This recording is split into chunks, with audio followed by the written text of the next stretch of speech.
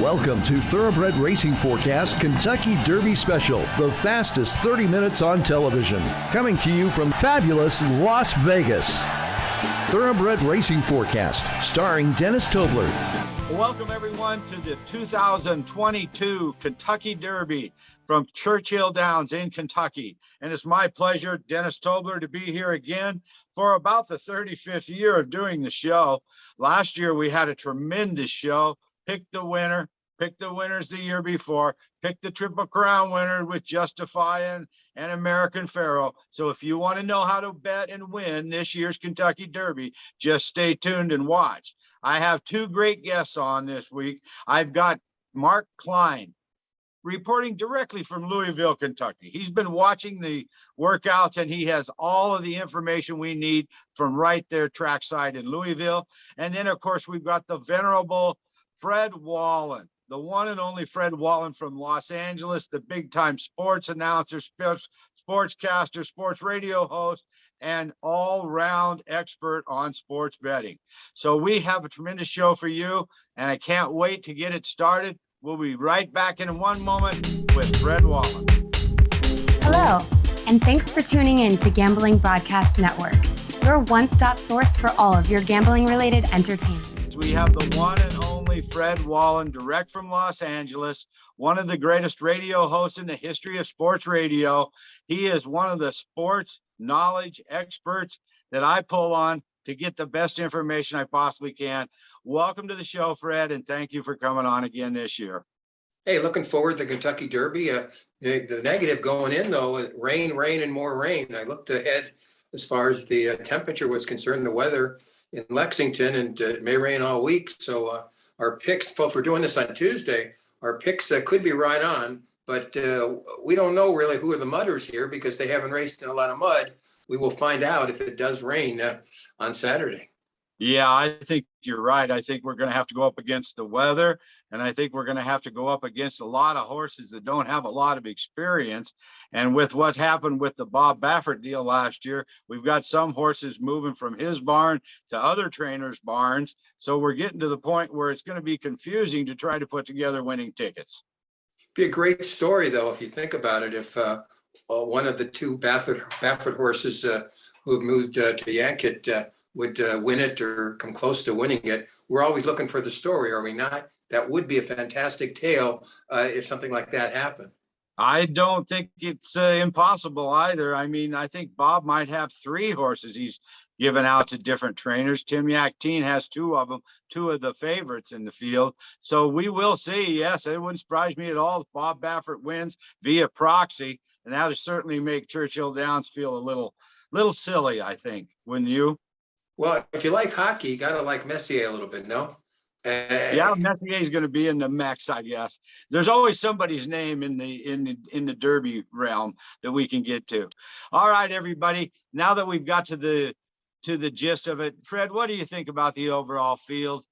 I mean, and outside of the rain and the mud, COVID's gone for all practical purposes. Maybe we can get back to normal. We hope so, but again, 6 Giants last week came down with COVID. So San Francisco Giants. So are we really done with COVID? The variants certainly have moved forward. So I got to be worried about that. And as far as this race is concerned, I liked Epicenter a little bit. Then I see the 3 post position, and I say to myself, the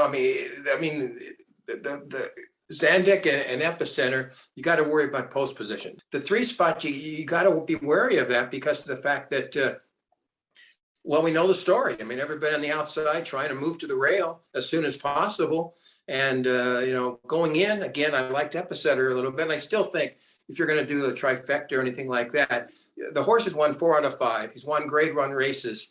And historically, if you win grade 1 races over the last decade or so, you've got a much better shot than if you come in here with grade 2 or grade 3 races. So you got to give Epicenter a shot. But again, it's going to be pushed around a little bit at the beginning, I presume.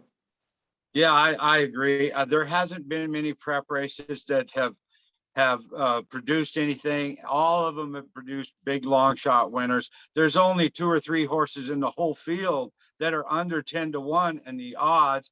And I hope we can break down that a little more with Mark Klein, our later guest in the show. But the odds are great. The payoff should be great. And we'll be back in 1 minute and get your direct selections, Fred, 1, 2, 3, for this year's Kentucky Derby. So stay tuned to Gambling Broadcast Network and turn opportunity to your advantage. Welcome back, everyone. I'm here, Dennis Tobler, in Bet Central in Las Vegas, getting ready for this year's Kentucky Derby. With me on this year's show is our guest, Fred Wallen from Los Angeles. Fred is well-versed in all sporting events, and we can't wait to get his predictions on this year's race. First of all, Fred, I want to kind of give the general public an overview. There are 20 horses in the field. Churchill Downs, going to be rainy probably, and it may be slow track. Epicenter is the 3-horse and is the second favorite. The 10-horse Zandon is the 3-to-1 morning line favorite. And the only other horse with single digits is Messier.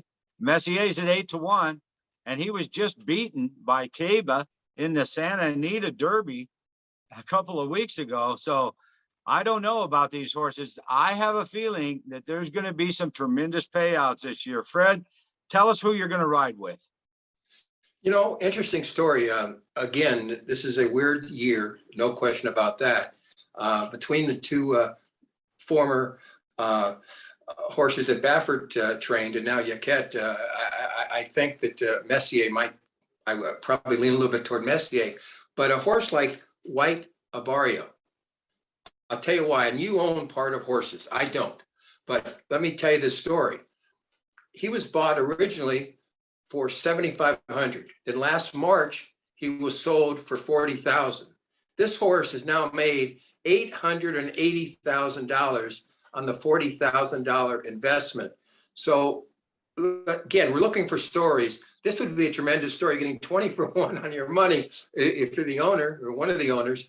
And again, you know the story as far as you control some horses, you got parts of some horses. So you know it's tough to make those right decisions. Somebody may have made a correct decision on White Abarrio here, I think. Oh, I think they did too. I mean, White Abarrio is, well, first of all, he'll be in the 15th hole, so he didn't get the best of it. But we know that outside posts can produce winners.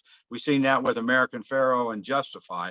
So I believe White Abarrio is going to be in there too. His morning line odds are only 10-to-1. So outside the 3 morning line favorites, he's next on the list, which is really certainly extreme as you compare everybody else in the racing form. Dollars won, dollars paid when they bought. I believe they paid $2.3 million for Messier when he was a 2-year-old. So they paid $2.3 million for him, and then White Abarrio gets into the race and may beat him, and he's just this cheap horse that just came from nowhere. Yeah, those are tremendous stories. I hope he does finish in the money too. If I was going to bet a trifecta, I'd put him with the 2 former Baffert horses and just gamble that so we got good luck and we get good stories out of all this. And again, you know, what's going to stop Ken on Monday talked to the media, talked to the press. Is he going to tell the world he's been talking to Baffert? He formerly worked for Baffert years ago, and then of course for Whittingham. But I mean, under the circumstances, is he going to say to the press, yeah, I talk to Bob every night and he gives me advice? I mean, come on, give me a break. He knows that he's Bob Baffert's assistant. He does what Bob tells him to do. And Churchill Downs is shit out of luck. I can say that because we're on cable, because they're not going to be able to keep Baffert away from the winner's circle. Okay, I agree with you. Baffert's got 2 horses in the field. You like Messier. Messier comes well regarded and well bred and very expensive and well trained. But the Santa Anita Derby blew my mind. A horse running his 3rd race only. In other words, he broke his maiden. He went through the allowance ranks one time and then popped up out of nowhere and beat Messier in the Santa Anita Derby. And that horse was just still running around the track. Now, he's a South American bred horse. They tend to be able to go distances because I've owned some before. So I think that both of those Baffert horses got a chance of hitting the board or winning the race. So certainly a great story. If you're going to box those up, that I believe it'd be the 6, the 12, and the 15. So Fred's going to box the 6, 12, and 15 for this year's Kentucky Derby. He's going with Messier for the win. And we'll be back in just one moment. When I'm at the track, I get all my information from the Thoroughbred forecast.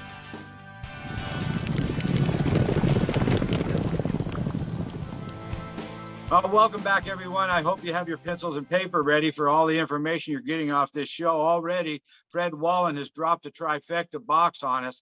I want to repeat the numbers so you've got them. Number 6, Messier, and number 12, Taba. Both those horses are the prior trained Bob Baffert horses, now being trained by Tim Yakteen. And his third horse is number 15, White Abarrio, the cheap horse, come from the claiming ranks, made it to the Kentucky Derby. A heck of a story. So Fred Wallen's going with the 6, 12, and 15. Fred, I want to thank you very much for coming on and passing on your insights. It's great to have you on the show every year. And I want to thank you very much. Fred can be heard and on Sports Overnight America every Friday and Saturday nights, on sportsbyline.com, on all the apps and radio stations around the country. Don't miss Fred. Fred, once again, thanks again for coming on, helping out, and helping us clear up this Derby scene. I hope it doesn't rain on Saturday. And one question to you: what post position has never won of the 20 in the Kentucky Derby? I'm not sure. It might be 15. 17. 17. So okay, who 17. knows? Who knows? And Classic Causeway has 17 this time around, 30-1. So not much of a shot this time, but we'll see. Who knows? Thanks again, Fred. It's always a pleasure, man. Thank you. Thanks, Dennis, very, very much. And we'll be back in just one moment with Mark Klein and his opinions. When we're talking about wagering strategies for the big races like the Kentucky Derby, there are certain things that you do in a race like this that you don't normally do at the regular racetrack on a regular basis. And that is, you have to take a deeper look at the exotic wagers. We're going to take a deep look at the exotic wagers, and we'll be right back with that information and our final selections for this year's Derby. Well, welcome back to Thoroughbred Forecast, everyone. This is Dennis Tobler here with our Kentucky Derby special, and it is my great privilege to introduce our next guest, Mr. Mark Klein, the original Corp Jester. He's from Louisville, Kentucky, folks. So we're going to get the insights to the Kentucky Derby like you don't get from anywhere else in the country, and that's from Louisville, Kentucky. Welcome to the show, Mark Klein. Dennis, thank you. It's a privilege, pleasure, honor, and thrill to walk among you Derby week as a living man. This is just a great time of year to be alive, to have people coming to Louisville to see a Derby in person. And it's a very exciting time to be here, of course. A quick update on Midwestern weather. It snowed this morning about 6 inches. It's sunny outside and 84 degrees. And we're expecting a Category 4 hurricane in about 20 minutes. So this is typical Ohio Valley weather. It could possibly be anything. Actually, it rained this morning. It rained a little bit over the weekend. Off and on through the week, we're going to have great weather and lousy weather, and Churchill Downs new surface and the track condition there. I don't think it'll matter a bit. I think for Derby Day, we're going to be fast and firm. Can you tell me a little bit about the new surface? I can tell you that I'm not allowed on it. I know that much. First of all, interestingly enough, Churchill Downs, I had to turn down their first request for somebody's cremated remains to be sprinkled across the finish line. It didn't take but 5 minutes to have that done. I will also tell you that if you know the right trainer and they do cremate you and you can get his ashes in their pocket, somewhere on the backside, he'll release them onto the track as per your wishes to your family. So those kind of things do happen at a track. Good to know. I don't know whether that speeds the track up or slows it down, but it's good to know you can dump it. Depends on what kind of horseplay you were. I don't know. What was your record on off tracks with ashes on them? Who knows?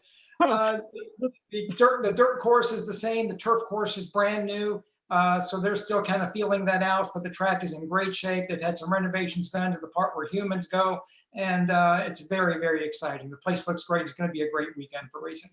Yeah, it's going to be fantastic. Weather, not withstanding the weather, just because people can come out and see the horses and participate in the full glory of it is going to make it great this year, where we've been kind of suffered through the last 3 years of it.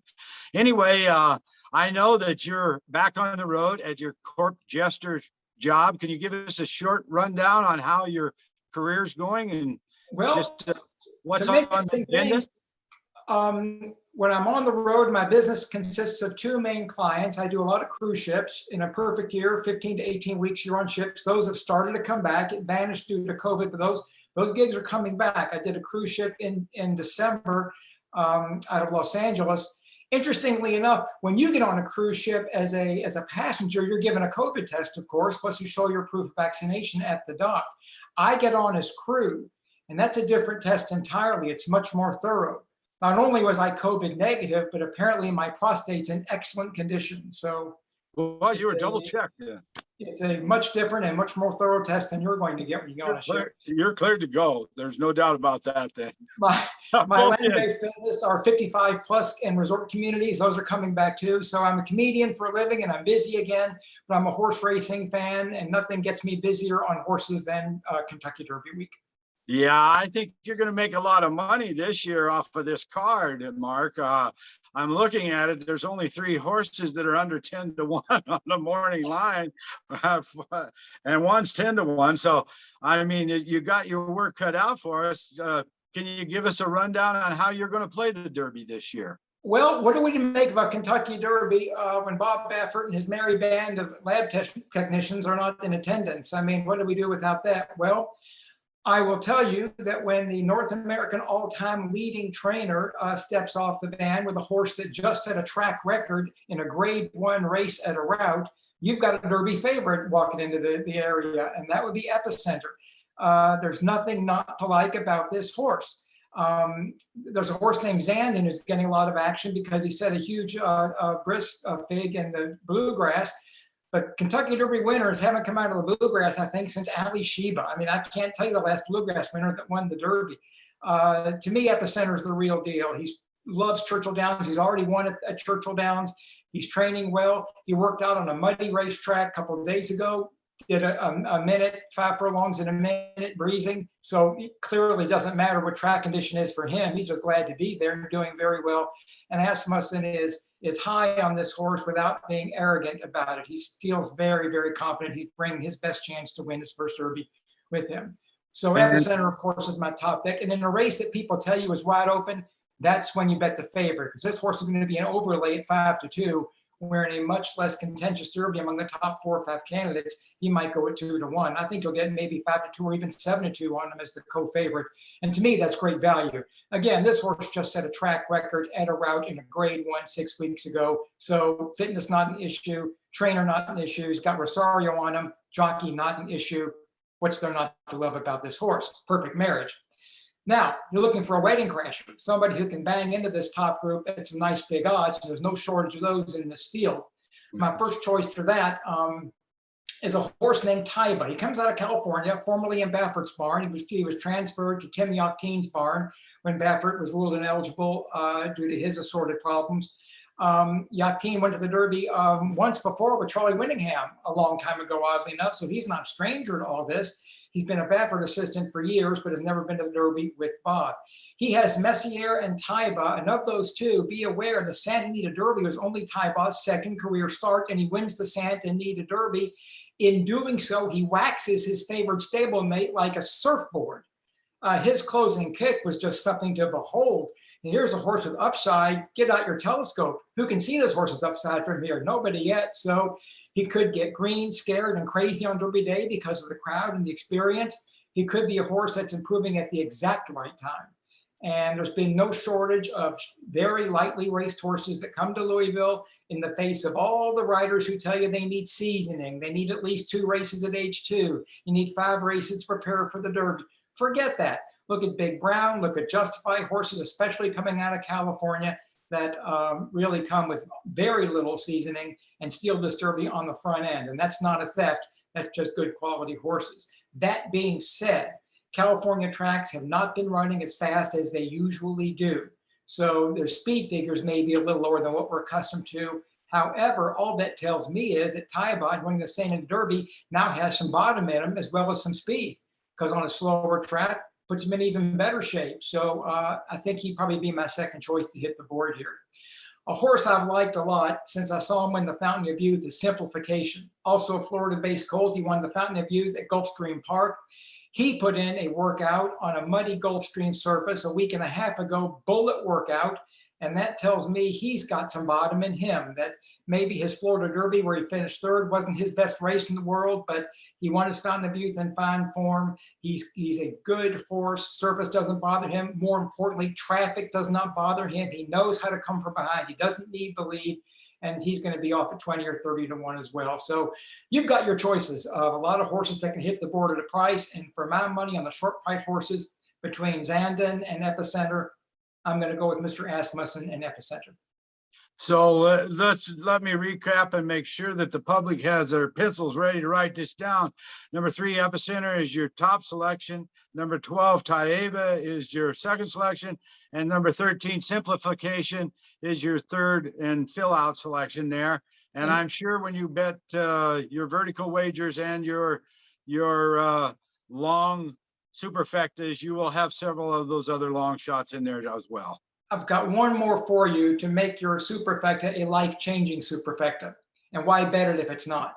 Todd Pletcher has a horse named Charge It, who's been getting a lot of wise guy chatter on the backside. Charge It's a big horse, a bully of a horse, very green, but he learns a lot every time he sets foot on the track. And Pletcher will tell you he may or may not be ready for this test. Physically, he's ready. Mentally, he's a basket case. He might want 3 or 4 different lanes coming down the stretch. But if he's learned what he's supposed to learn and gets straightened out, this is another big, long, striding, lightly raced green colt that can come up at boxcar prices. So your fourth horse, and again, one that could hit any one of those top positions for my money, is Charge It, trained by Todd Pletcher. Oh, that's great information, because that's what everybody's going to look for. I'm going to be looking for horses like that in the vertical wagers too. So that kind of information is direct from the horse's mouth. You might say, that because you're in Louisville. I didn't know that. So that's very good. You learn things. You get so much good information just by living here. For example, here's what I bought with what I won on last year's Derby. And it's not the trail mix. What I bought was the baggie, which I keep as a reminder of how wrong I can be on these big races every time. Look, boys and girls, it's the Kentucky Derby. It's what it's supposed to be. It's the same 10 to 15 great trainers and jockeys every year. Match that with complete unpredictability, with improving 3-year-olds. And that's what this race is all about. So if you can give me a favorite at 3 to 1, I'll take those all day long. And one last bit of wagering advice: bet the favorite across the board, because the Derby always yields a horse in second or third position that gives you place and show prices on your favorite that you would never get in a 12-horse field where 2 to 1 wins it. This is a 20-horse field, and you might get some juicy prices in place and show that help your favorites' prices as well. So no need to stay off a favorite just because he's the favorite. We're going to go to break. We'll be back with Mark Klein, and we'll have more horse racing information. Stay tuned. Be sure and check us out and like us on Facebook at Thoroughbred Racing Forecast. We'll have photos of the shoot and a lot of information, so check us out on Facebook at Thoroughbred Racing Forecast. Welcome back, everyone. It's time for a little Derby mythology with Mark Klein. Take it away, Mark. Well, people believe and write things about the Derby that may be true, may not be true, or simply aren't or can't be true. And those things change from year to year, Derby to Derby. For example, the number 1 post position has always been called the kiss of death. I mean, people say you get number 1 post, throw that horse out. Well, yes and no. When the Derby was out of 2 different starting gates lined up across each other to start 20 horses, yeah, that number 1 post position was not a good place to be. Well, Churchill Downs bought a new starting gate specifically for the Kentucky Derby 2 years ago. It holds 20 horses. They can line it up at the top of that long run down the stretch for the first time any way they need to make each position much fairer. And so we won't know for another 50 starts or 50 years what the numbers come out, who wins from what post position. So don't really go by that. And again, a couple of years ago, look at what Corey Landry did in a horse called Looking at Lee. He finished second in the Derby, closing from number one post at about 50-1. So again, how bad can it be? So post position used to mean, I think, a lot more than it does now. And you'll read all these studies on what horses won from what post positions. Look, you can take computer programs that figure the metrics on every horse from its second furlong turn time at 1.16 miles on turf, cut across a mathematical formula calculating Leah Thomas's neck size when they won an NCAA swimming championship, and divide that by the time it takes to play the flip side of Stairway to Heaven. You want to punch numbers into a computer, God bless you, have at it. They will give you numbers, and they might throw off something that gives you a show bet on every third Kentucky Derby that yields a 2.001 positive ROI. So what? Some of these are true, some of them are valuable, some are not and are not. Again, it's the Derby. Enjoy it for what it is. The same people, the same jockeys, unpredictable horses. Things change minute by minute, especially second by second during the course of this particular race. Okay, Derby mythology. Distance limitations. Derby winners must have a strong gallop out after a mile of 16, showing that they want more distance. Derby winners have to want to go farther and farther and farther the older and older they get. Maybe, maybe not. 30 years ago when I got engaged to be married, all my relatives asked me, does she come from a good family? My comedy friends asked me, does she have a good sense of humor? My horse racing buddy said, can she get the 1.25 miles? Can a horse get the 1.25 miles? Well, something about the Derby, it's not won in the last quarter of a mile. It's won at the starting gate or lost at the starting gate. It's lost on the first turn. It's last horse standing. It's who survives those 2 turns, who survives those 150,000 screaming fans, what jockeys keep their head and get a horse with position, and which ones just get pinned on the rail and can't get out with dynamite. So yeah, your horse has to like a distance. He also has to be able to handle traffic, a lot of screaming, and a jockey on his back holding a stick in a bad mood because his agent talked him off the horse that's now 10 lengths in front of him. Okay, there's a lot going on in this race. There's only one way to win it, be first at the wire, 100 ways to lose it.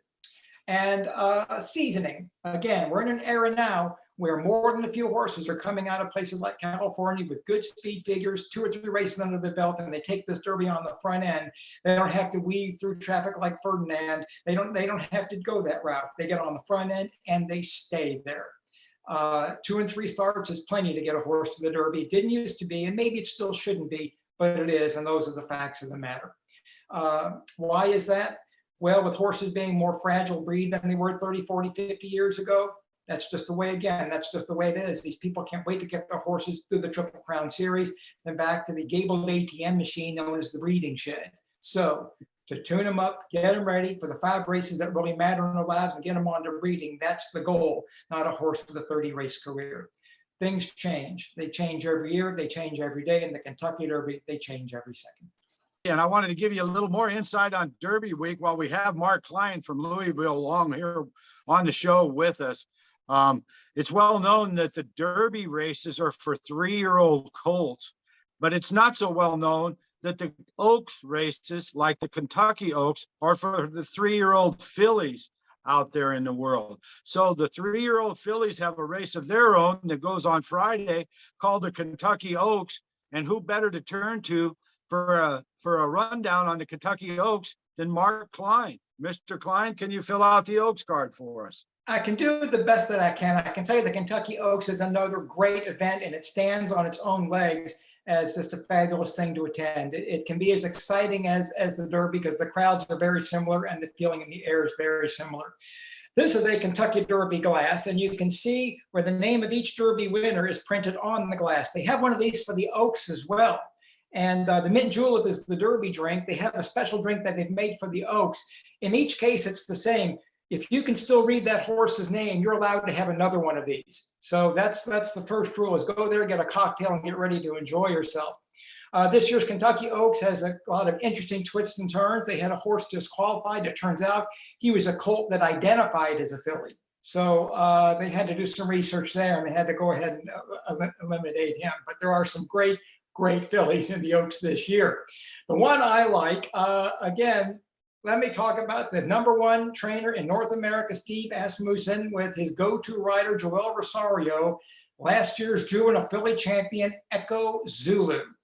This filly is 4 for 4. She just stomped her opposition as a 2-year-old. Her first race coming back to 3, she won it by a nose. It was her first race back, and she's being faulted in the odds and the handicappers by not winning by 10 lengths. Guess what? She won. Until you beat her, she's still the champ.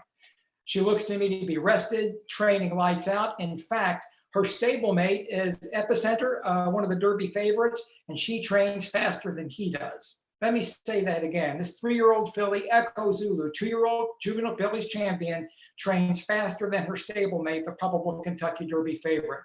What else do you want out of her? I think her fair odds will be 3 to 1. She's coming out of the #7 hole. The Dokes favorite right now is trained by Taj Pletcher. The horse's name is Nest. She's 4 for 5, but she improves with every stride. She just won the Grade 1 Ashland at Keeneland. And just looked smashing, of course. You always see these handicappers on TV. She looked great doing it. Guess what? When they get to the wire, they look great to me. I don't care how they do it.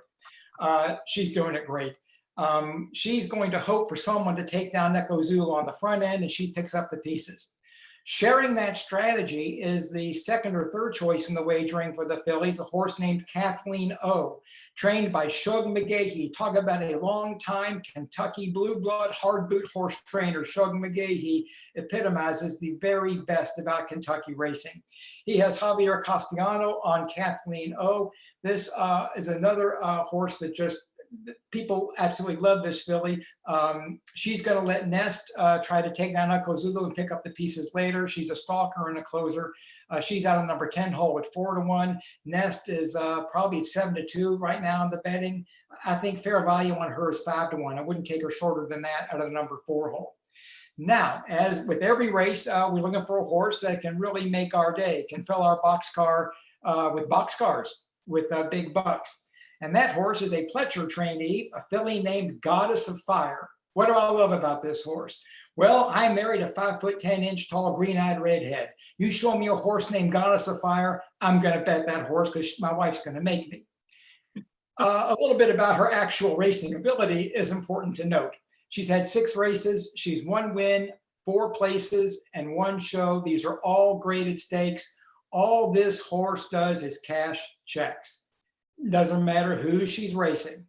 Grade 1, Grade 2, she cashes checks. She may not want to be in front, but she sure loves to be part of those exotic, and you have to have her in your exacta, trifecta, and super wagering. She's coming out of the 5 hole, and nothing lower than 15 to 1 is acceptable on her, and she'll probably go at 30, 35, 40 to 1, who knows. So my Oak selections are in order. Echo Zulu, to be the champ, you have to beat the champ, and she's the champ. Followed by Kathleen O, Nest, and Goddess of Fire. Fantastic rundown. I agree with Echo Zulu. What a horse she is. And I don't know if we'll ever see the bottom of her before they retire her. She's fantastic. Well put. I can't add anything other to that than what's been said. Thanks very much, Mark. And we'll see you again for the Preakness show. Oh, well, Dennis, don't get me wrong. I still have a computer program that shows me what a great-great-granddaughter of Busher, crossed over with Tom Foole's second grandson, will do when he's racing in the year when Mercury's rising in a year with El Nino in it. I mean, believe me, I'm still nutty for all this stuff. Okay, well, we better have that one. It's always great, Mark. You're a great, great guest. Thank you very much. And good luck on this year's Derby. You and I as well. Good luck to us all. Check us out at www.thoroughbredforecast.com for the latest in horse racing selections, also videos of our television shows, and better yet, we have our many opportunities for investment and opportunities for you to get involved in the great sport of kings. Check us out today, thoroughbredforecast.com.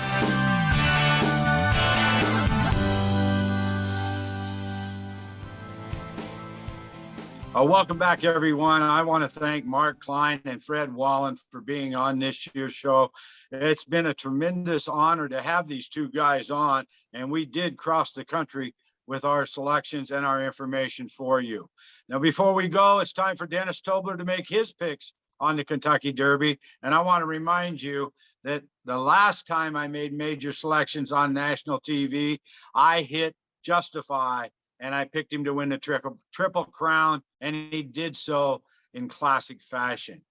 All right, as I mentioned earlier in the show, we're looking at a field of horses this year that is pretty crazy. There's only 3 horses with odds under 10-1 in this field, meaning that long shots are viable at any level here. So in order to build your tickets out to capitalize on such a thing, let me explain how I'm going to do it. My top 3 selections for this year's Kentucky Derby. My first selection is Taiba. All right, Taiba, T-A-I-B-A, beat Messier in the Santa Anita Derby not too long ago, as we mentioned during Fred Wallen's segment. Taiba is from South America and looks like he can run forever. So Messier, I believe, has not come to his perfect point of training yet. And hopefully by the Derby, he will be, because he will be one of the ones in the hunt. The other one in the hunt is Zandon 10 by Steve Asmussen. And he's obviously one of the best trainers in the world, along with Bob Baffert.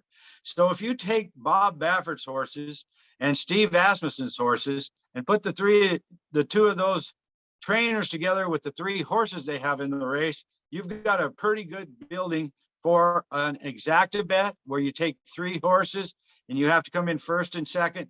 You can box those 3, box the 6, the 10, and the 12. Now let's take a deeper look into the field, and let's use the long shot horses and try to have a big payday. We're covering our wagers with these long shot picks. Hopefully they'll come in and we'll be able to clean house on them. So I gave you my top 3 selections for the trifecta, or for the exactas. Now I'm going to give you my top 4 selections for the superfecta and the trifecta. So what you would do is box these. So a $1 box, 4 horses is $12. So these are the 4 horses I will have in my trifectas and my superfectas. They will be number 6, Messier, number 9, Tis the Bomb, number 10, Zandon, and number 12, Taiba. So those are the 4 horses that you want to box together in your other exotic wagers, the trifectas and the superfectas. Now, to take it one step further, I'm going to go out on a line and I'm going to pick a winner in this race, and I'm going to pick Zandon. Zandon is number 10. I have watched this horse train from the beginning, and I think he has a whole lot of improvement under him. And I think he is the one that won in the most impressive fashion in the prep races. So my pick to win this year's Kentucky Derby is Zandon, number 10. So to take that one step further, in all of the pick 3, pick 4, pick 5, or pick 6 wagers, the vertical wagers you make, you can either key Zandon, or you can put my other 4 horses in there with your picks in the prior and after races to set together a pick 3, pick 4, pick 5. So my key horses for this year's Derby with Zandon on top is number 6, Messier, number 9, the long shot, Tis the Bomb, number 12, Taiba, the South American Wonder. And we're going to watch this year's Derby and cash out big.